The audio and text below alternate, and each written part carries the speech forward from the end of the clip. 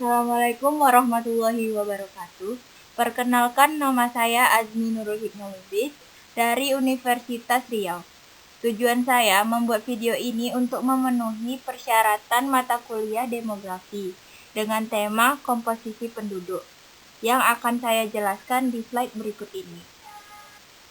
Sebelumnya saya akan menjelaskan pengertian dari penduduk. Apa itu penduduk? Penduduk adalah individu atau sekumpulan individu yang bertempat tinggal di suatu wilayah sesuai dengan ketentuan hukum yang berlaku. Penduduk termasuk warga asli dan warga negara. Di Indonesia, penduduk dengan berdurasi bertempat tinggal minimal 6 bulan atau kurang dari 6 bulan dengan tujuan pasti menetap.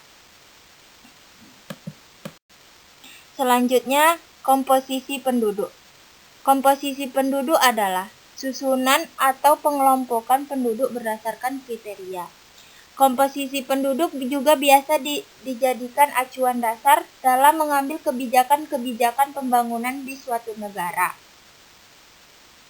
Selanjutnya, saya akan membahas tentang komposisi penduduk menurut usia dan jenis kelamin, komposisi penduduk menurut angkatan kerja, komposisi penduduk menurut rasio ketergantungan atau dependensi rasio. Yang pertama yaitu penduduk menurut usia dan jenis kelamin, yaitu sistem pengelompokan yang digambarkan dalam grafik batang secara horizontal. Yang kedua, komposisi penduduk dengan menggunakan usia disebut juga sebagai struktur penduduk, termasuk yang pertama, struktur penduduk muda, yaitu kelompok penduduk dengan usia 15 tahun ke bawah atau di atas 35%. Yang kedua, struktur penduduk tua, kebalikan dari struktur penduduk muda. Setelah menjelaskan tentang menurut usia dan jenis kelamin, saya akan menjelaskan tentang komposisi penduduk menurut angkatan kerja. Biasanya, menurut angkatan kerja, 15 tahun ke atas yang aktif melakukan kegiatan ekonomi, termasuk yang pertama, penduduk yang bekerja. Kedua, penduduk yang memiliki pekerjaan tapi sementara tidak bekerja. Yang ketiga, penduduk yang secara aktif sedang mencari pekerjaan. Yang selanjutnya, dapat terlebih dahulu melihat TPAK atau tingkat partisipasi angkatan kerja, yaitu TPAK sama dengan jumlah angkatan kerja per jumlah penduduk usia kerja kali 100%.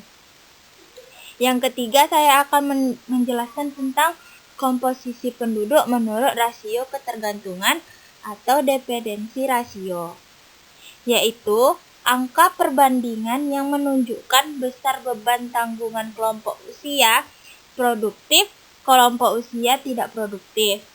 Yang kedua, usia termasuk penduduk dengan usia 15 sampai 64 tahun.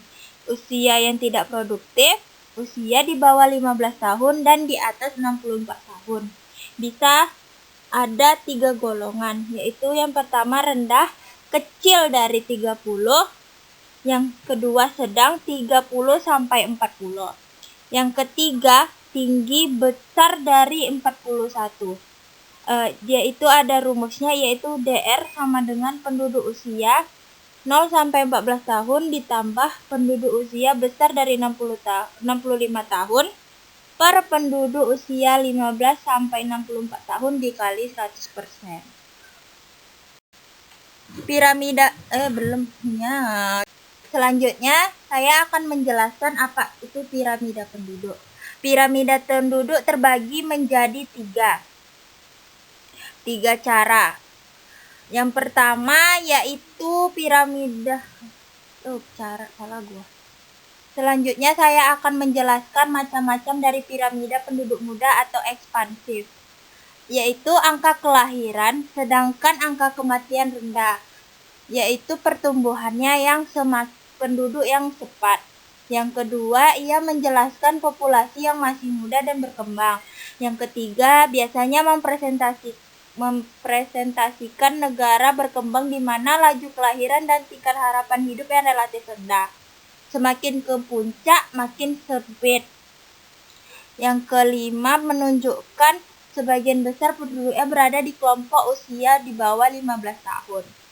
Yang contoh negaranya itu Indonesia, India, Malaysia, Filipina, dan Brazil.